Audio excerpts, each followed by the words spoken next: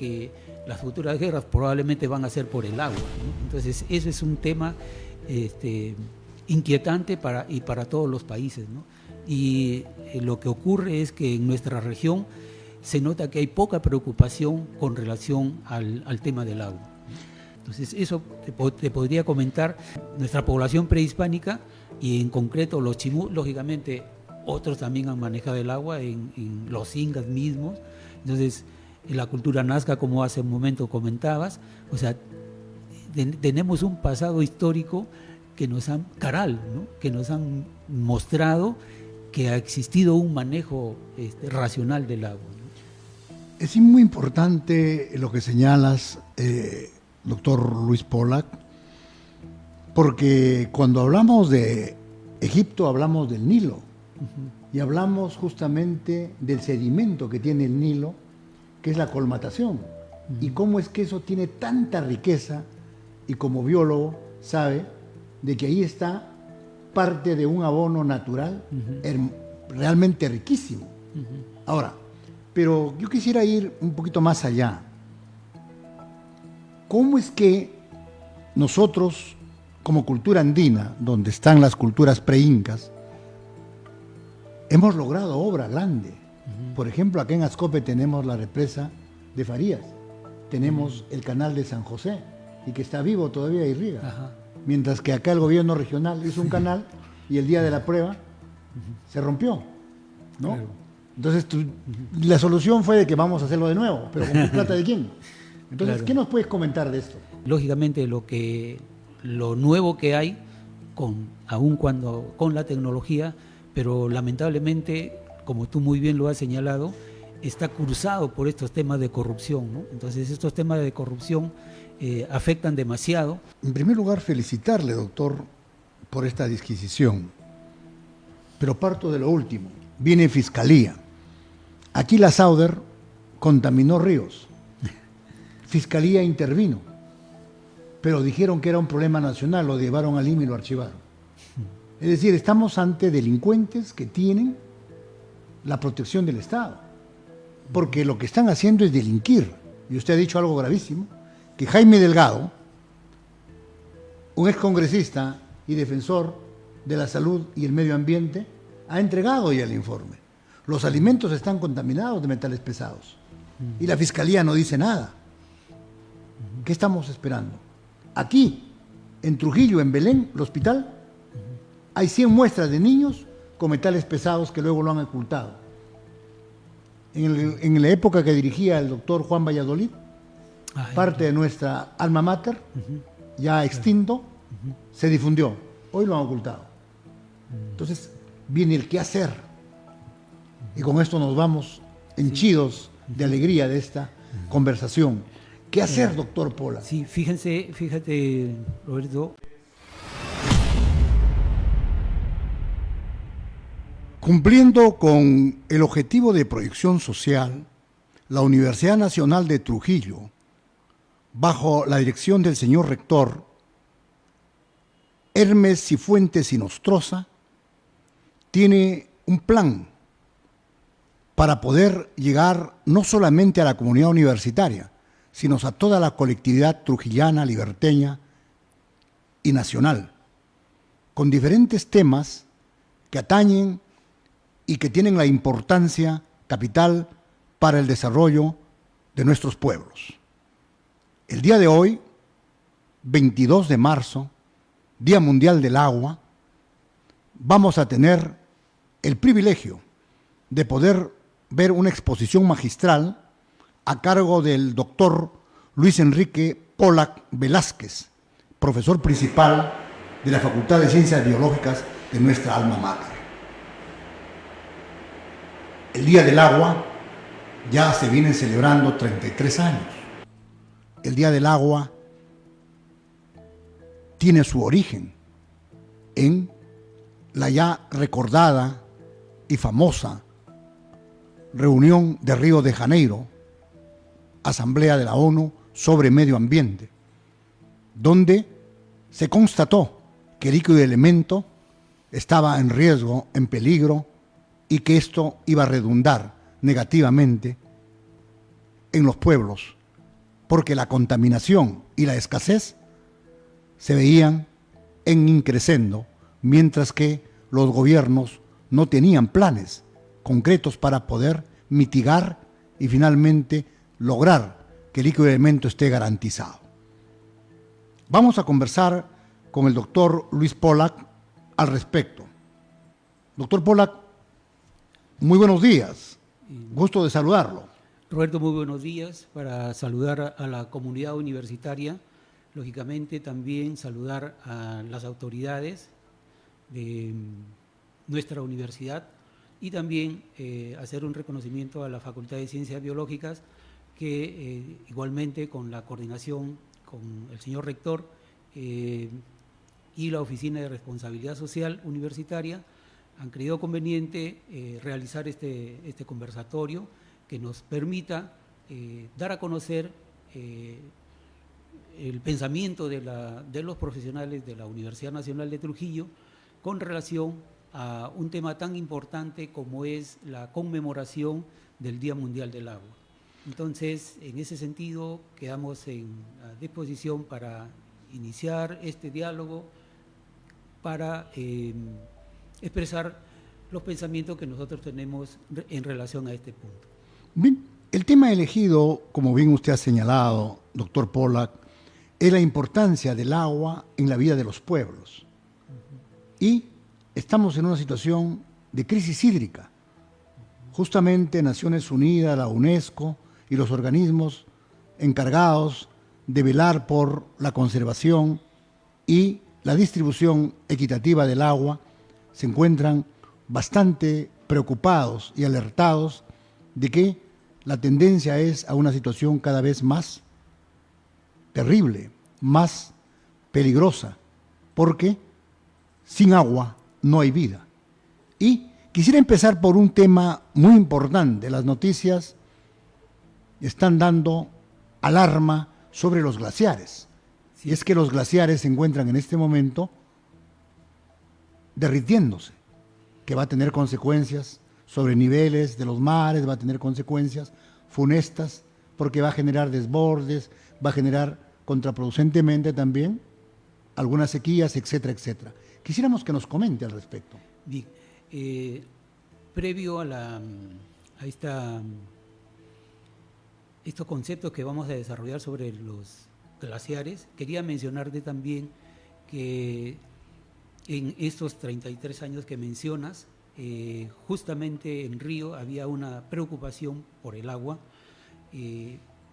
porque ya existían inicios de escasez, y no solamente esos inicios de escasez, sino que la consideración al agua, ¿no? O sea, mucho tiempo se consideraba como el agua que era un recurso infinito. Sin embargo, ya desde esa época y lo que estamos viviendo en la actualidad, ya podríamos arriesgarnos a decir que el agua es un recurso finito, dado que esas amenazas que existían del famoso o del llamado estrés hídrico, ahora lo estamos viviendo, ¿no? Ya hay algunos países que han comenzado a tener estrés hídrico, y en nuestra región, en nuestro país, hace un mes, Lambayeque y Piura ya han tenido problemas de estrés hídrico. Entonces, esa es la preocupación, el cambio que tendríamos que tener con respecto a cómo entender al agua, ¿no? Ahora ya no considerarlo como un recurso infinito, sino como un recurso finito. Y justamente uno de los lugares en donde se forma el agua, es posible obtener agua que sea potable para el consumo humano, son justamente los glaciares, ¿no? Y de acuerdo a los informes que se tiene, los glaciares han sufrido una pérdida, ¿no? Casi el 56% de glaciares se han perdido. Y en nuestro país, lógicamente, ha habido una pérdida importante de glaciares. Entonces, por eso, en este año, el lema del Día Mundial de los Glaciares, del Día Mundial del Agua, es la prevención de los glaciares, ¿no? Entonces, cada año hay un lema justamente por el problema que se está viviendo. Entonces, a nivel mundial hay un retroceso en los glaciares. Por eso el nombre de la prevención de los glaciares. Entonces, sí. Dígame, Lucho, hablando de el origen, la fuente, de dónde podemos aprovechar y el derretimiento de glaciares, tenemos que, usted ha señalado lo de Piura y lo de Lambayeque, una situación alarmante. Pero partamos de un concepto capital en ciencia. La materia no se crea ni se destruye, se transforma.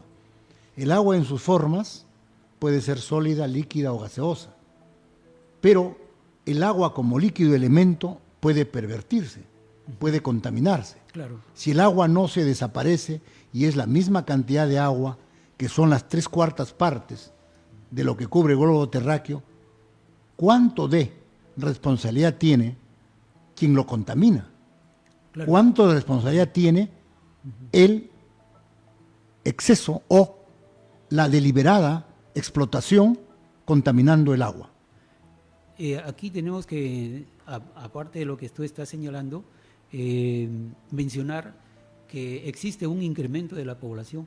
O sea, la población ha aumentado significativamente a nivel mundial y a nivel local también. Entonces, los recursos que teníamos en agua disponible para el consumo ya no es suficiente. De tal manera que nosotros vemos que hay sitios en donde existe un racionamiento, y ese racionamiento es justamente porque las personas no están teniendo el agua suficiente para poder satisfacer sus necesidades básicas, ¿no? Desde la preparación de los alimentos, el consumo mismo del propio agua y para otros usos, ¿no? Entonces, ese consumo de agua está limitándose por el incremento de la población. Aunado a ello está el otro uso que se le está dando al agua, que se le da al agua, que tiene que ver con la industria, ¿no? Entonces, hay incremento de la industria, hay incremento de la población, entonces el recurso agua disponible para las personas está disminuyendo. Entonces, si nosotros la seguimos, claro, científicamente el agua tiene un ciclo, ¿no es cierto? Tiene un ciclo, pero en relación al agua potable, o sea, ese recurso está teniendo ya problemas para poder abastecer a la cantidad de población que tenemos. Entonces, esa es una preocupación. Y otro de los aspectos que tiene que ver justamente con la defensa de las cabeceras de cuenca.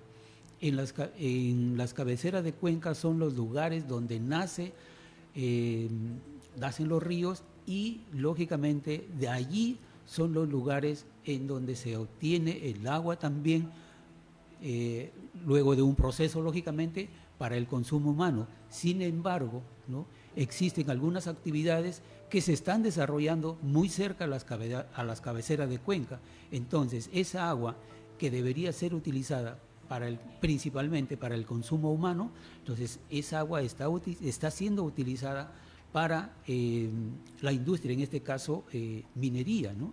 Que si bien es cierto, es necesario la minería para el desarrollo, pero no puede ser desarrollada muy cerca a una cabecera de cuenca, porque las cabeceras de cuenca son los lugares donde justamente se inicia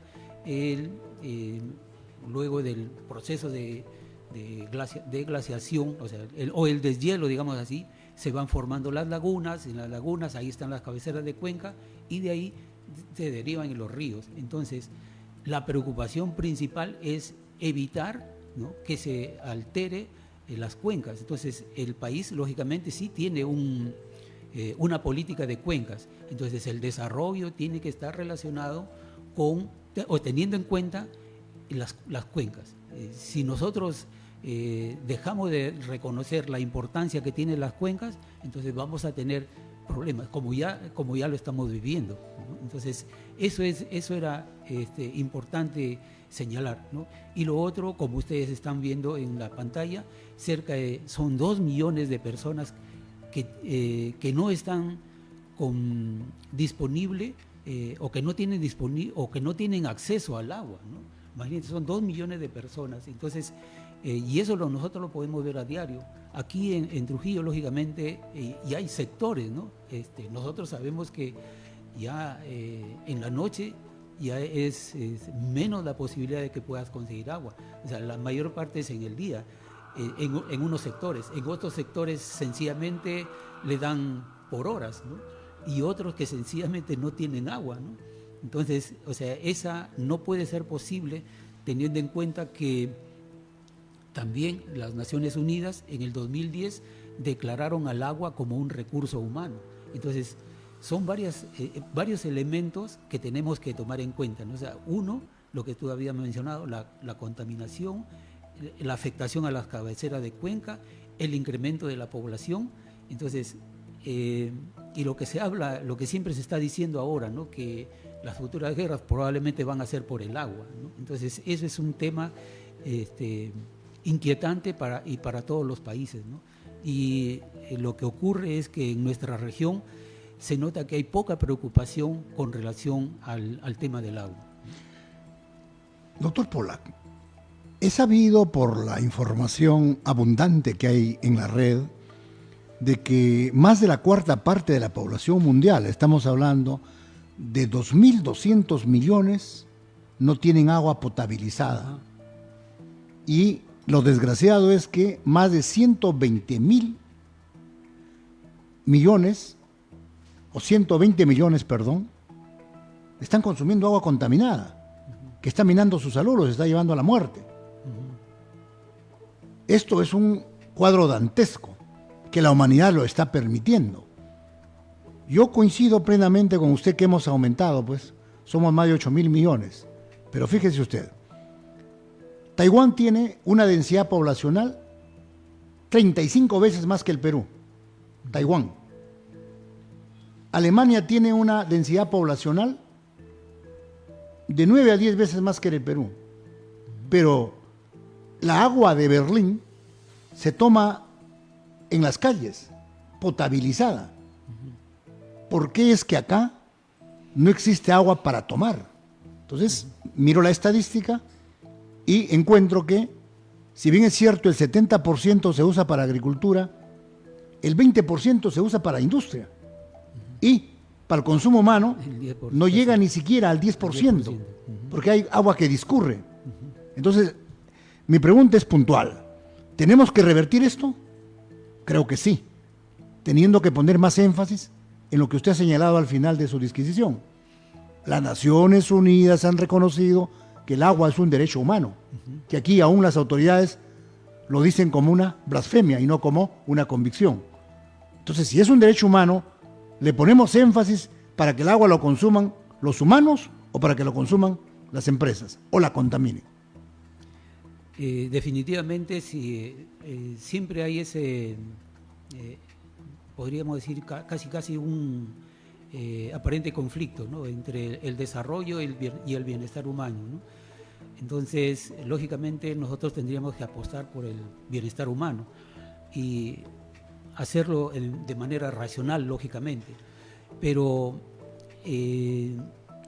para el caso de nuestro país, y coincidiendo casi con una intervención que escuché en la mañana, de lo que se trata también es de hacer una gestión del agua, ¿no?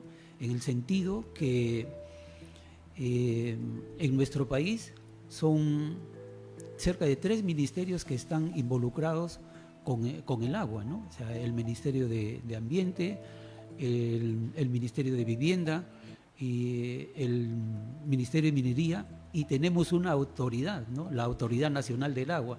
Entonces, prácticamente la gestión del agua queda difusa, ¿no? Porque hay diferentes ministerios que están involucrados o están comprometidos con el manejo responsable del agua. Entonces, lo que no hemos logrado todavía hacer una gestión real, es decir, que las instituciones que son responsables del manejo del agua, o sea, tienen que haber una concordancia y dar el peso a esos dos aspectos que habíamos señalado, ¿no? El bienestar humano y el desarrollo. O sea, lógicamente tiene que haber una compensación, pero esa compensación tiene que ser en función al bienestar humano. O sea, no podríamos dejar de lado esta parte del bienestar humano. Ahora, lógico que existe tecnología, pero esa tecnología no la tenemos disponible en nuestro país, ¿no? O sea, que nos permita tener agua potable disponible para una mayor cantidad de personas. Y lógicamente sí, lo que tú has mencionado, en Alemania, en Suiza, en todos los Países Bajos incluso, que hay tienen un manejo adecuado del agua. Sin embargo, también existen unas limitaciones que destinan, ¿no? O sea, qué tipo de agua utilizan para la casa, qué tipo de agua utilizan para sus parques y jardines y qué tipo de agua para el consumo humano. Pero eso depende de cómo lo hemos concebido, ¿no? Entonces, por ahí está el punto también, ¿no? Y justamente quería mencionarte aquí, teniendo en cuenta que los glaciares son importantes, en nuestro país, en el 2023 se ha realizado un censo de los glaciares y se han logrado identificar que 2.084 glaciares y que más o menos el aporte es de 26.17 kilómetros cúbicos de agua lo que se obtiene, ¿no? De glaciares, y de las lagunas es mucho más, es más de 8.000 millones. Entonces, eso no solamente el aporte es de los glaciares, pero también de las lagunas. Entonces, uniendo a lo que yo te había mencionado de las cabeceras de cuenca, están las cabeceras de cuenca y las lagunas, o sea, importantísimas para obtener agua para consumo humano, ¿no? Pero como te digo ahí, o sea, tiene que haber un balance, ¿no? O sea, priorizas y haces un balance también para utilizarlo en la industria, lógicamente, ¿no? Pero sin descuidar el abastecimiento de agua a la población. Efectivamente. Hablando del uso, el manejo, la tecnología, tenemos que ver algunos aspectos capitales. Nosotros como cultura andina, y lo digo con mucha propiedad, convicción y certeza, somos padres en el mundo en el manejo del agua. Nosotros como cultura andina, y eso lo vamos a ver luego que hablemos sobre la libertad, porque tenemos acá todavía expresiones culturales y al mismo tiempo obra civil de que justifican y prueban eso. Pero yo quisiera ir a un tema que me parece muy relevante debido a la noticia última. Hay un problema con Olmos, que tiene que ver muchas aristas, dentro de las cuales destaca que este proyecto está colapsando, producto de un mal manejo en el drenaje, producto de un mal manejo de cómo se ha colmatado, y la empresa que ha manejado este proyecto pretende que se le dé una nueva millonada, ¿no?, para que pueda seguir manejando lo que ha mal manejado con corrupción. Me refiero a Odebrecht. Entonces hay una denuncia gravísima donde el Estado tiene que tomar actitud, porque tiene que defender lo que usted señalaba, la condición humana, antes que la empresa, la condición de que esto es un derecho de los peruanos para satisfacer su necesidad vital, vivir, y el agua es vida. ¿Cómo ve usted este hecho a la luz de lo que ha sido la hidráulica en la costa norte? Fíjense, nuestra región, bueno, en general el país y nuestra región, el poblador andino o el poblador precolombino, digamos así, o los primeros pobladores y las culturas se han asentado justamente en la cuenca baja de los ríos, ¿no? O sea, ha sido el punto de origen de una civilización, siempre ha estado asociado a una cuenca, ¿no? Y básicamente en la cuenca baja, que vendría a ser el río. Ahora, nosotros como país tenemos una franja costera, y esa franja costera tiene eh, muchas zonas áridas, pero hay valles y las poblaciones se han asentado en los valles. Lógicamente el poblador, y en este caso, por ejemplo, el poblador Chimú, era consciente del lugar en donde estaba viviendo. O sea, vivía en una zona que era desértica y que lo único que tenía, o sea, la poca agua que tenían, la han utilizado adecuadamente, ¿no? Entonces, ¿qué hicieron ellos? Y existen algunos ejemplos, ¿no? O sea, ahí ustedes están observando este trabajo de Javier Ruiz Romero, quien hizo un estudio de la industria hidráulica aquí en la costa norte, pero del Perú prehispánico. Entonces, nosotros rápidamente se nos viene a la memoria Chan Chan, ¿no? Chan Chan ha sido muy valioso en su aporte en el conocimiento, en el manejo en el manejo del recurso agua. Y justamente el nombre está asociado con los famosos huachaques, ¿no? Que eran las llamadas chacras de agua.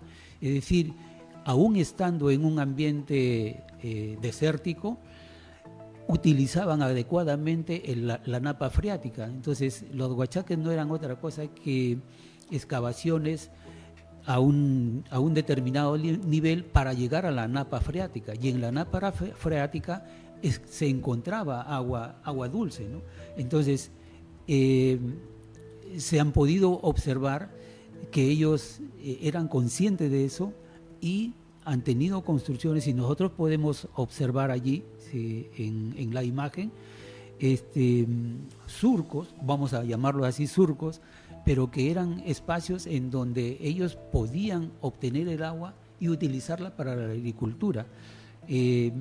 Hay otros casos también en donde no solamente han utilizado los huachaques, sino han utilizado andenes. Y nosotros, tú me podrías decir, Lucho, tú estás loco, ¿cómo andenes en la costa, en la cumbre, ¿no?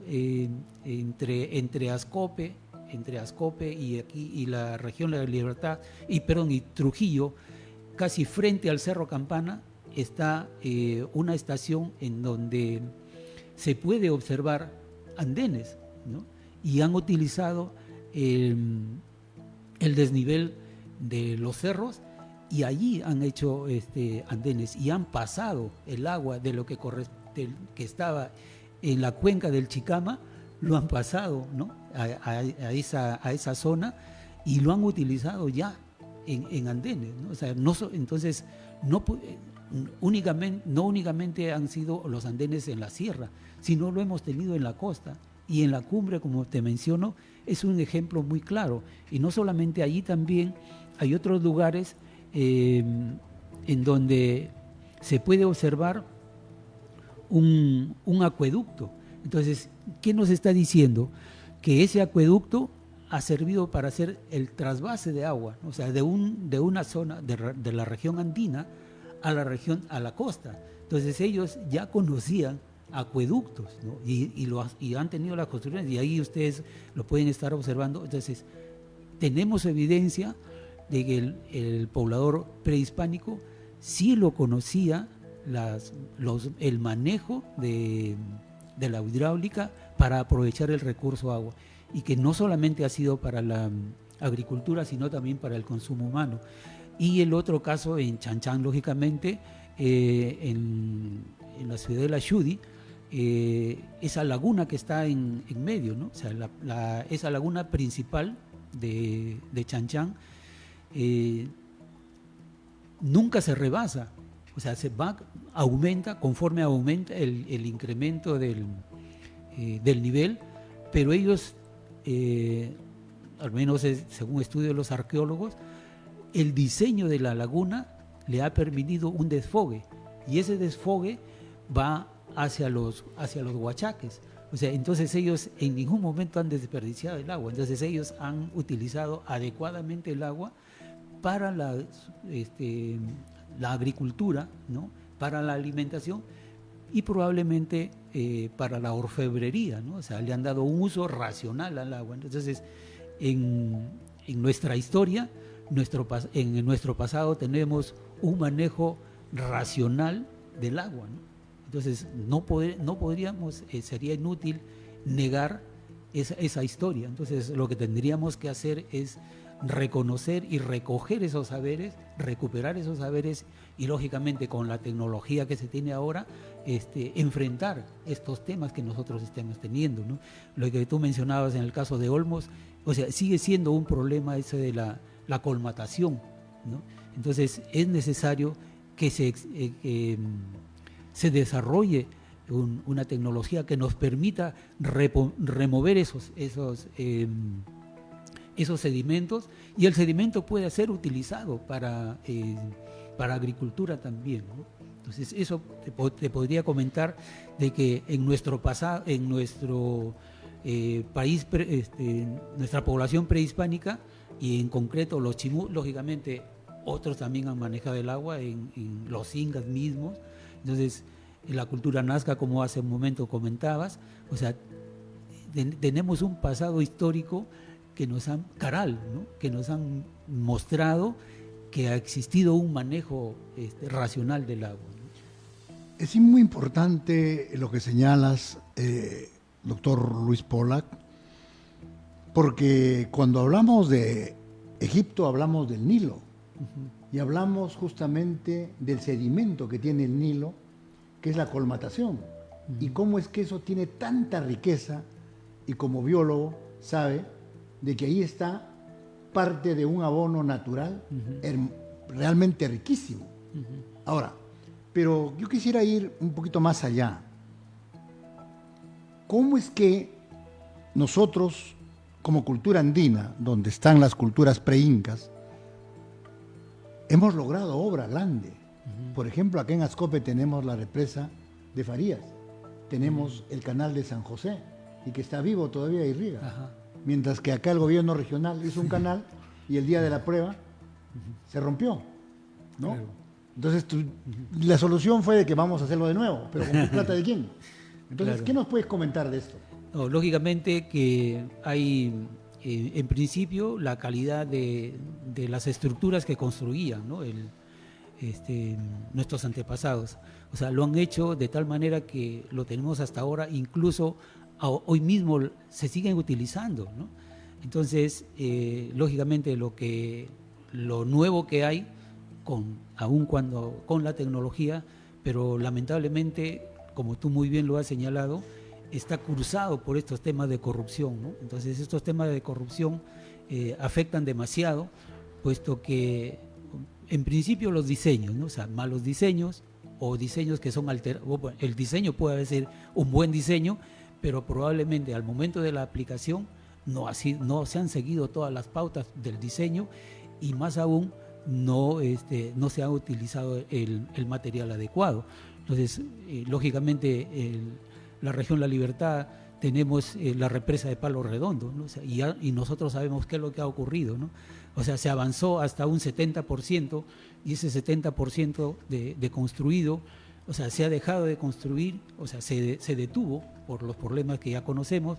Entonces, ¿quién, digamos, va a asumir la responsabilidad de terminar esa represa, teniendo en cuenta que ya hay un deterioro, ¿no? Se avanzó el 70%, o sea, no se ha terminado, pero lo que se ha avanzado tiene algunas deficiencias por el tiempo y porque no se le ha dado mantenimiento. Entonces, eso va a significar un nuevo trabajo. Y lo otro que mencionarte y que es preocupante, ahí están viendo la región La Libertad. En la región La Libertad nosotros tenemos 10 cuencas, ¿no? 10 cuencas, ¿no? Y de las cuales, de la que nosotros nos proveemos de agua, y sobre todo Trujillo, ¿no? O sea, Trujillo, Ascope, Chepén, nos provee el agua el río Santa, ¿no? Entonces, todo el proyecto de Chavimoche, que tiene que ver con la obtención de agua, está principalmente, depende de la cuenca del río Santa. Y nosotros sabemos que el río Santa no nace en nuestra región, sino nace en la región Ancash, justamente. Y Ancash, en algún momento, va a reclamar parte de esa agua que está viniendo acá a nuestra región. Entonces, fíjate que si tenemos otras cuencas, ¿por qué no hemos intentado hacer o ver la posibilidad de utilizar las cuencas propias para poder afrontar este tema del agua, ¿no? O sea, Trujillo tiene un gran riesgo, ¿no? Si nosotros seguimos apostando únicamente a la cuenca del río Santa, vamos a tener un problema cuando Chinecas comience a reclamar el agua que les corresponde, y muy probable lo hagan sobre el canal madre, ¿no? que desvía para Chavimoche. Entonces allí los niveles de agua van a reducir. Y ahora, ¿de dónde lo vamos a obtener? Lógicamente sabemos que, por ejemplo, para el caso de Trujillo, sí hay agua de subsuelo y lo utilizan pozos. Creo que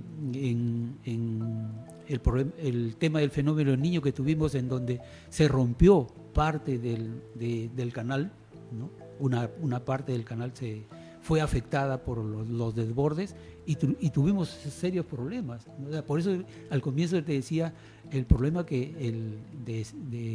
hídrico que tiene La Libertad y Trujillo en particular, ¿no? Es por eso, ¿no? O sea, porque estamos dependiendo únicamente de una sola cuenca, y lógicamente hay los pozos tubulares que sí resuelven el problema, pero es para una parte de la provincia, ¿no? O sea, no es para todos. Entonces, eso sigue siendo una amenaza. Y yo creo que como región debe haber una preocupación especial, teniendo en cuenta las cuencas que nosotros tenemos, ¿no? O sea, no entiendo que debe ser complicado, pero no debemos depender únicamente de la cuenca del río Santa, porque va a haber un momento en que vamos a tener dificultad o conflictos con Ancash, ¿no? Bien, doctor Pollack, hablando de la entrega, la provisión del agua, limitados porque es un agua que puede su fluido cortarse, porque Chinecas le quitaría un gran porcentaje de metros cúbicos por segundo. Es un hecho que puede ser resuelto, puede ser paliado, pero no es la totalidad y es más costoso sacar agua del subsuelo. Sin embargo, tenemos una planta de tratamiento acá de Sedalip. Queríamos que nos refiera cuál es su información y opinión sobre la planta de tratamiento de agua de Sedalip. Ya. Habíamos estado mencionando de los puntos donde se obtiene agua potable, y como ustedes pueden ver, fíjense de dónde son los puntos de agua que se obtienen para Trujillo, Laredo y otros distritos, ¿no? Principalmente lo estamos viendo que es de Laredo, ¿no? O sea, Quirihuac, Santa Rosa, Barco, principalmente toda esa zona. Ahora, cuando tú me dijiste, o sea, ese es como punto de dónde se puede obtener agua potable.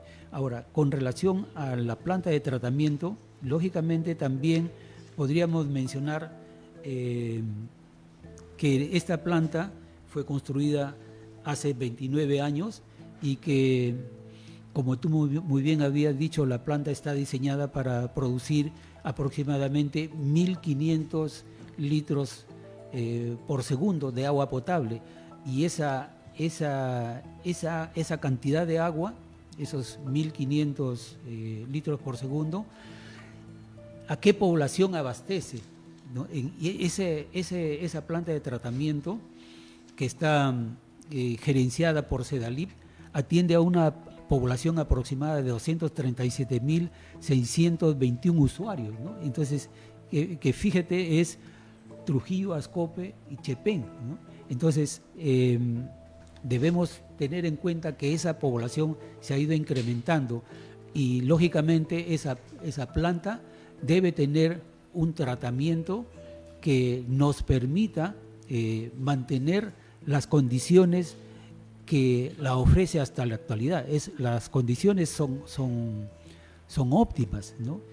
Teniendo en cuenta todo el proceso para obtener esa agua potable. Entonces, por ese lado, pienso que está asegurado, ¿no? O sea, cuando tú me mencionas, o sea, cuál es la importancia o cuál es el rol que ha contenido esa planta de tratamiento, ha sido justamente eso, o sea, que ha permitido el abastecimiento de agua suficiente para esa cantidad de personas. Sin embargo, esa población se está incrementando. Por eso es que te decía que se debería considerar ese aspecto y no solamente depender de la cuenca del río Santa, o sea, buscar otras alternativas, y las otras alternativas tendríamos que verlas en otras cuencas, ¿no? O sea, lamentablemente las otras cuencas son pequeñas y una de las más importantes en la región, en la región y principalmente para la provincia de Trujillo, es la cuenca del río Moche. Entonces, y si ya entramos a hablar de la cuenca del río Moche, hay una serie de problemas que tiene el río Moche, ¿no? O sea, el año pasado, ya hace varios años, la Asociación Marianista, que tiene su ámbito de influencia en Otusco, Santiago de Chuco, Huamachuco, ellos anualmente realizan un monitoreo del agua. Entonces, en ese monitoreo del agua, ellos han podido determinar que hay altos niveles de coliformes, altos niveles de metales pesados, y como ustedes pueden estar en la parte superior de la imagen, es la Laguna Grande, la que es la cabecera de cuenca del río Moche. Entonces, aparentemente nosotros la vemos así, es una cuenca muy bonita, muy amplia, pero sin embargo, conforme vamos bajando y si llegamos hasta Quirubilca o después de Quirubilca, vamos a encontrar que el río Moche tiene esas características, ¿no? Ya no es un agua cristalina como se puede ver en la parte superior, sino es una agua de color ocre. Entonces, ¿eso qué nos está indicando? Nos está indicando que existe una alta contaminación de minerales, ¿no? Entonces, ¿y eso por qué ocurre? Por eso le decía, no es que estemos en contra de, sino tiene que haber un manejo responsable con todas las exigencias, o sea, no deben bajar las exigencias para que exista un manejo adecuado, ¿no? de los residuos que se tienen luego del proceso de la obtención del mineral. Entonces, y no solamente eso, sino también está la acción de personas que no están formalizadas y que no cumplen todas las normas. Entonces, eso es lo que está ocasionando un problema. Entonces, y lo más lamentable, fíjate, que nosotros podemos ver esa diferencia, ¿no? O sea, el punto de confluencia, este es el río Mótil, ¿no? Y este es el río Moche. Entonces, el punto de confluencia, nosotros podemos ver la calidad de agua que está vertiendo el río Moche, que es sinceramente altamente contaminada, ¿no? Y es con minerales pesados, ¿no? Entonces, eso es un problema. Y el otro problema es que, se desarrollaron la industria, la minería, hay un pasivo ambiental que son los relaves, ¿no? Esos relaves, terminó en esta minera Quirubilca, terminó su acción, levantó y se retiró, y sencillamente todos las famosas relaveras han quedado ahí, pero han quedado abandonadas, ¿no? Entonces, no hay un manejo de esas relaveras. Entonces, y eso, ¿cuál es el problema? Que en algunos momentos, o sea, cuando hay avenidas de agua, pasan por ahí y esas aguas van a vertir al río Moche. Entonces, el río Moche ya comenzó a tener, a no tener vida, ¿no? O sea, hay muchos estudios que se han realizado, o sea, hay profesionales de acá, de la Universidad Nacional, de la Universidad Privada Antenor Orrego, incluso hay profesionales de la Universidad Privada del Norte que han realizado trabajos en el río Moche y lo han demostrado el grado de contaminación. Y sin embargo, mira, ¿qué es lo que tenemos? ¿No? Las normas, ¿no? Las normas en las cuales hay 2 normas que se declara en emergencia el río Moche, ¿no? Hasta en 3 oportunidades ha sido declarado en emergencia. Pero ¿y por qué no se hace nada, ¿no? O sea, es más que evidente lo que está ocurriendo, pero no hay una acción, ¿no? Entonces, ¿y de quién depende esa acción, ¿no? O sea, la acción necesariamente va a tener que ser, bueno, uno será del Estado primero, pero también del gobierno regional. O sea, el gobierno regional tiene una gran responsabilidad y el gobierno local, lógicamente, tiene una gran responsabilidad con respecto a todo lo que está ocurriendo, ¿no? Porque en la declaratoria de emergencia, de hecho, que hay recursos que se designan, ¿no? Entonces, desde el 2020, ¿no?, que se declaró en emergencia, que ha ocurrido hasta ahora, ¿por qué no se ha avanzado?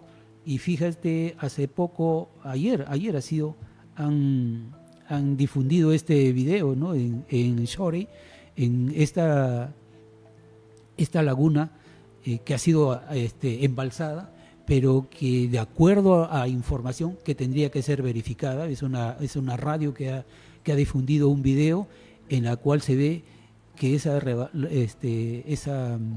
zona de Santa Catalina ha sido afectada, ha sido impactada. Entonces, todo ese material que está acumulado se está virtiendo hacia afuera, ¿no? Y en algún momento esa agua que se contenía en esa relavera va a llegar al río Moche. Entonces, bueno, ¿y qué pasó ahí, no? O sea, tú me podrías preguntar, Lucho, ¿y qué hacemos? O sea, nosotros alzar nuestra voz de protesta, ¿no? Pero la responsabilidad general, ¿quién la tiene? O sea, ¿quién es el gran responsable de lo que ocurre esto, ¿no? Y los agricultores, ¿no? Poroto, las ricas piñas de poroto, las hortalizas, ¿no?, los frutales, todos esos realmente sí, de hecho, si están regados por el agua del río Moche, definitivamente que ellos están conteniendo metales pesados, ¿no? O sea, lo que faltaría es que se haga un estudio actualizado de cómo están esos metales pesados en hortalizas, en frutales, y también hacerlo en la población, ¿no? O sea, análisis hematológicos de niños, de adultos, de ancianos, para ver en qué condición está. Entonces, si encontramos que los valores están elevados, ¿cuál va a ser la estrategia? O sea, esto se tiene que cortar. O sea, no podemos seguir aceptando de que se siga declarando en emergencia al río Moche, pero como que no está pasando nada, ¿no? O sea, sigue allí. O sea, sé que Fiscalía Ambiental ya intervino, ¿no? Entiendo que entre este fin de semana y la próxima deben estar llegando a la zona para ver la magnitud del daño. Entonces y ahí ellos determinarán las responsabilidades particulares. Yo quería, en primer lugar, felicitarle, doctor, por esta disquisición, pero parto de lo último. Viene Fiscalía. Aquí la Sauder contaminó ríos. Fiscalía intervino, pero dijeron que era un problema nacional, lo llevaron a Lima y lo archivaron. Es decir, estamos ante delincuentes que tienen la protección del Estado, porque lo que están haciendo es delinquir. Fíjese usted, Río Moche 3 veces en emergencia, hubo una movilización de estudiantes de biología, ¿no?, de luto, Pasaba por la Plaza de Armas y me digo, ¿qué ocurre, muchachos? Con una banderola, el río Mocha muerto. 3 veces en emergencia. Tiene que revivir, pues. ¿Puede? Sí. Mire usted.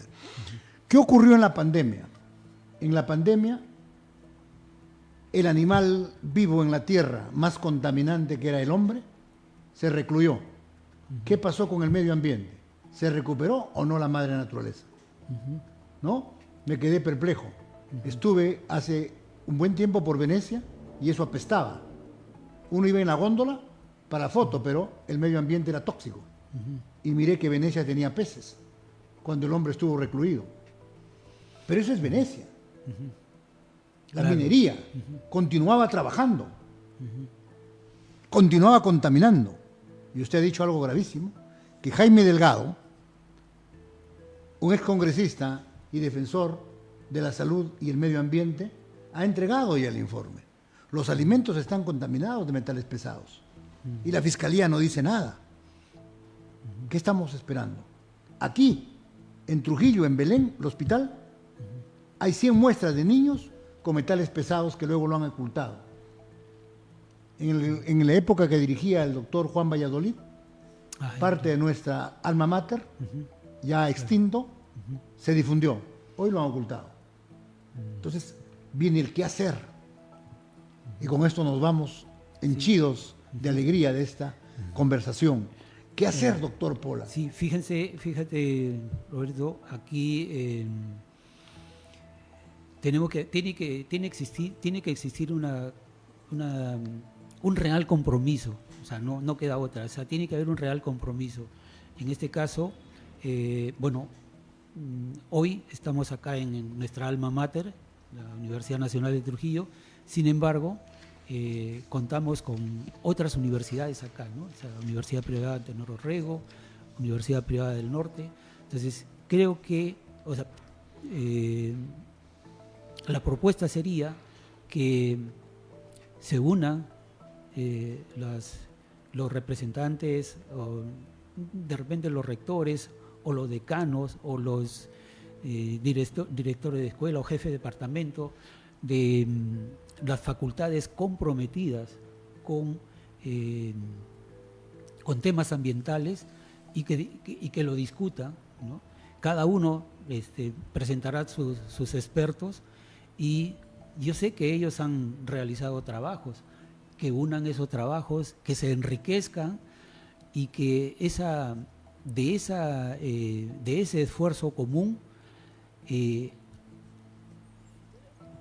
lanzar esa propuesta al gobierno local y luego al gobierno regional, pero que sea un compromiso serio. O sea, no puede ser ya, o sea, no podríamos aceptar una nueva declaratoria de emergencia, ya no lo podríamos aceptar, porque, o sea, lo que estamos observando es más que evidente.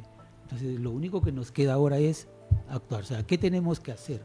¿Qué tenemos que hacer? Y no, atender el tema urgente de lo que es el río Moche, pero también el tema urgente que es el estrés hídrico, ¿no?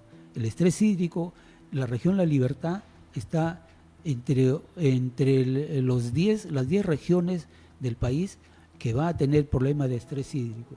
Entonces creo que de la academia nacerán algunas iniciativas, ¿no? Y esas iniciativas a través de las autoridades transmitirlas a los gobernantes locales y regionales para que actúen. O sea, ya no puede ser que nos sorprendan nuevamente, ¿no? Y que nos escuchen. O sea, y tenemos que ver el mecanismo que nos escuchen. O sea, que escuchen a la academia, que escuchen los estudios que se han realizado y que los tomen en cuenta para las decisiones que se tengan que tomar. Muchas gracias. Doctor Pola, yo le agradezco profundamente, pero dejamos una contingencia y usted sabrá tomarla de la mejor manera. La academia ha produce y va a producir investigaciones, estudios, pero sin decisión política no llegamos a buen puerto. La decisión es política, depende de las autoridades gubernamentales y gobierno, es el gobierno nacional, el gobierno regional, el gobierno local. Pero para que esto ocurra, como una decisión a favor de la condición humana, porque el agua es derecho humano y el vivir dignamente es un derecho humano, tiene que participar la sociedad civil organizada en la exigencia de que esto se cumpla, de que estos planes de gobierno que tanto prometen en campañas sean cumplidos. De lo contrario, realmente estamos siendo víctimas de un engaño y queremos entonces que lo que produce la academia sirva de veras, en tanto que la decisión política sabe recoger sus estudios y recomendaciones para el bienestar del país y de la región en particular. Muchísimas gracias, doctor Pola. Gracias Muy también. amables a todos ustedes que han visualizado y continúan visualizando este homenaje por el Día Mundial del Agua. El Perú ahora se despertó, los hombres del Ande, los chancas, los aymaras, los nativos, vamos a cambiar la historia del Perú, carajo. Aymaras nunca se rinden, hermanos. Está firme, hermanos. Por eso estamos hoy día bien haciendo asamblea. No queremos a la DINA asesina. Congresistas, todos, que se vayan. Por favor, señora Dina, el pueblo, más del 80% de gente no le quiere, por favor, que se retire. Somos mujeres de trabajo, somos mujeres que luchamos día y día. Nosotros no robamos, no delinquimos. Estos miserables del Congreso es peor, una vergüenza prácticamente. Todos estaremos unidos para sacarle a esa usurpadora Dina, a esas congresistas mujeres que no nos representan, vergüenza de mujeres congresistas. De igual manera, hacer un llamado a todas las organizaciones, unidad, porque solo el pueblo va a salvar al pueblo, la verdad. Esa es la pura verdad.